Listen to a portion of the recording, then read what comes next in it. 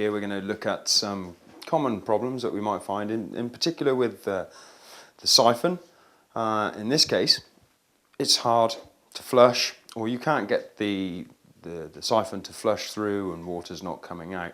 As we can see, I'm having to pump quite vigorously to get the siphon to start. But as we can see, the water level was too low. That was the main cause of this issue for not being able to start that flush, because the water level was too low in the cistern. So in this instance, we're struggling to flush. The water level, as you can see, is a fair distance below the overflow point, which in this siphon is just under this blue cap here. So that's a good 2 inches. So what we need to do is increase the water level. With this traditional style ball valve, we adjust the water level by moving the screw here. So to adjust the screw, what we simply need to do is slacken off that nut there. And what we want to do is we want to wind the screw back in away from the piston. Obviously the cistern is going to fill because you're pushing the arm down. As you can see, I'm screwing that in. And that will now allow that cistern to fill even higher. Screw the metal nut back to lock that in place.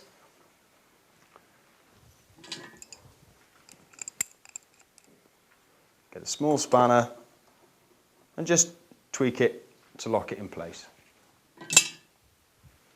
As we can see now, that water level is 1 inch below the overflow point. If it's not the water level, then it could well be the diaphragm that's in the siphon.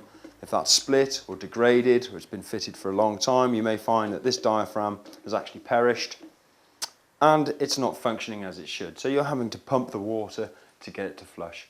If that's the case, the siphon needs to be removed and replaced. Okay, so here we have the modern Part 4 equilibrium style compact valve. As you can see, the water's off at the moment. We have a downfill tube which keeps the water nice and quiet as it's filling the cistern, so you don't get that splashing noise as you've experienced with the Part 3 valve. If we now turn the water on,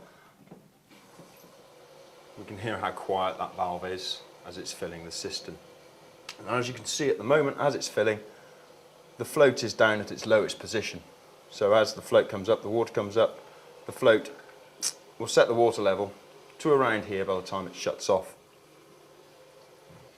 So as we can see, that's almost now filled, and the water level is going to stop, as we can see. Now, in this particular instance, that's roughly around the right amount of water we need for this tank. For other tanks that are higher or slightly thinner, we might have different volumes of water. So what we need to do is increase that water level. We can simply do that by taking this float, we don't need to turn the water off, and twisting it. So if we twist it up, simply by holding that, you see I'm still holding the arm up, which is holding the valve closed. But as soon as I let this go, the valve then continues to fill the cistern a little bit more. What we've got to be careful of here is that the water level doesn't rise to the point where it goes down the overflow of the valve. Okay? So there should be a marked level within your cistern.